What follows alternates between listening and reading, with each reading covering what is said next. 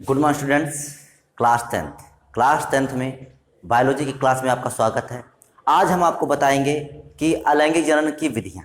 ठीक, तो हम आज आपको पूरी विधियां नहीं बता सकते हैं, हम आपके कुछ विधियां बता देते हैं, बाकी जो कुछ विधियां रह गई हैं वो आपको नेक्स्ट वीडियो में बताएंगे। पिछले वीडियो में मैंने आपको अलैंगिक जनन बताया था कि अलैंगिक जनन क्या होता है। ठीक, तो आइए जानते हैं आज पौधों में अलैंगिक जनन की कौन कौन सी विधियां हैं। विधियां हमने पूरा चार्ट बना दिया था, तो उसमें से आपको हम 2 विधियां बता रहे हैं। तो आइए चलिए शुरू करते हैं वीडियो। पहली विधि है विखंडन, इंग्लिश में से कहते हैं फिशन। देखिए, जैसा इसका नाम है वही इसकी परिभाषा है। विखंडन मतलब किसी चीज का, किसी कोशिका का खंडों में टूट जाना, किसी कोशिका का खंडों में टूट जाना और टूटकर नए जीवों का निर्माण कर देना। ठीक, तो क्या कहलाता है? विखंडन, इंग्लिश में से कहते हैं फिशन। तो यही लिखा हुआ है, चलिए देखते हैं। यह जीवाणुओं जैसे एक कोश की जीवों में पाया जाता है। यह जीवाणुओं जैसे एक कोश की जीवों में पाया जाता है। देखिए, हमने यहाँ पर उदाहरण दे दिया है जीवाणु। ठीक, तो जीवाणु मुख्यतः जीवाणु होते हैं, और भी जैसे एक कोश की जीव, जैसे अमीबा है, युगलिना है, तो उन सब में भी इस प्रकार का विखंडन होता है। तो यही लिखा हुआ है कि यह जीवाणुओं जैसे एक कोश की जीवों में पाया जाता है।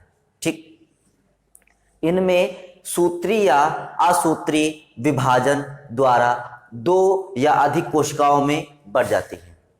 विभाजन द्वारा 2 या अधिक कोशिकाओं में बढ़ जाती है। इसमें जो कोशिका होती है वो सूत्री या असूत्री, असूत्री को बोलते हैं एमिटोटिक। ठीक, तो इसमें जो कोशिका होती है वो सूत्री या असूत्री विभाजन द्वारा 2 या अधिक कोशिकाओं में बढ़ जाती है।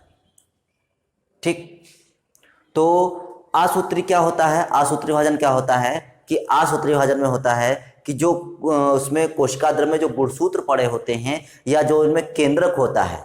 ठीक, जैसे बैक्टीरिया है तो उसमें केंद्रक नहीं होता है, जो अमीबा है, पैरामीशियम है, यूग्लिना है, तो उनमें केंद्रक होता है।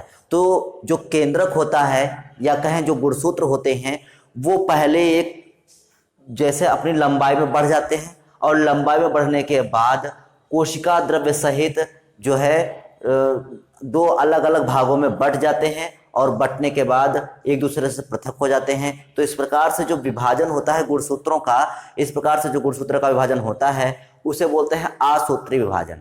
तो इनमें कोशिका सूत्री या असूत्री विभाजन द्वारा 2 या अधिक कोशिकाओं में बढ़ जाती है और संतति कोशिकाएं बनाती है। ठीक, जैसे इसका एग्जाम्पल क्या है, मैंने ऊपर बता दिया है जीवाणु, तो और क्या है? प्रोटोजोआ। प्रोटोजोआ में कौन कौन आता है? जैसे अमीबा है, युगलिना है आदि। ठीक, तो ये सब किस में आते हैं? प्रोटोजोआ में आते हैं।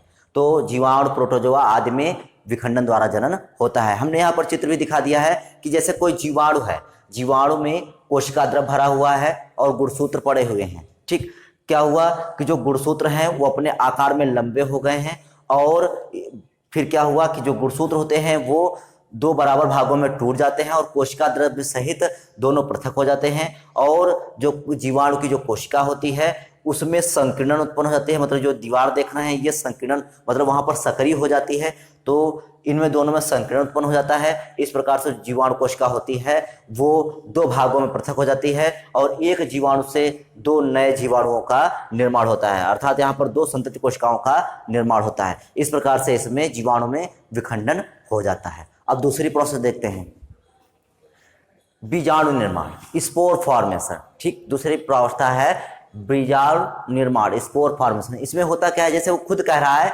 बीजाणु निर्माण, अर्थात बीजाणु बनेंगे। लेकिन क्यों बनेंगे, कैसे बनेंगे, क्या होगा, आगे देखते हैं। कम विकसित पादपों में, ऐसे पादप जो बहुत कम विकसित है, जैसे कवक होते हैं, ठीक, या शैवाल होते हैं, तो ये ऐसे पादप जो होते हैं बहुत कम विकसित होते हैं।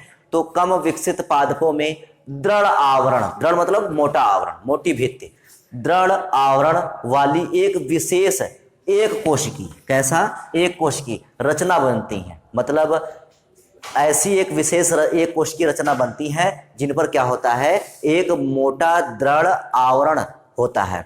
ठीक, जिसे क्या कहते हैं? बीजाणु या स्पोर कहते हैं। अब क्या होगा, जो इनके ऊपर जो आवरण है ये काम क्या करता है? तो इस आवरण द्वारा ये प्रतिकूल वातावरण में भी सुरक्षित रह पाते हैं। जैसे मान लेते हैं कोई कवक है, शैवाल है, और वहाँ पर जो उसकी कंडीशन है उस समय वहाँ पर जो एटमॉस्फेयर है, जो वातावरण है, वो उनके अनुकूल नहीं रहा, वो प्रतिकूल हो गया, तब ये अपने जीवन को कैसे बचाएंगे? तो ये क्या करेंगे, अपने बीजाणु बनाएंगे और उनके ऊपर एक मोटी भित्ति होगी, तो वो भित्ति क्या करेगी, वो वायु वातावरण के प्रभाव से इनको बचाएगी, जिससे ये नष्ट होने से बच जाएंगे।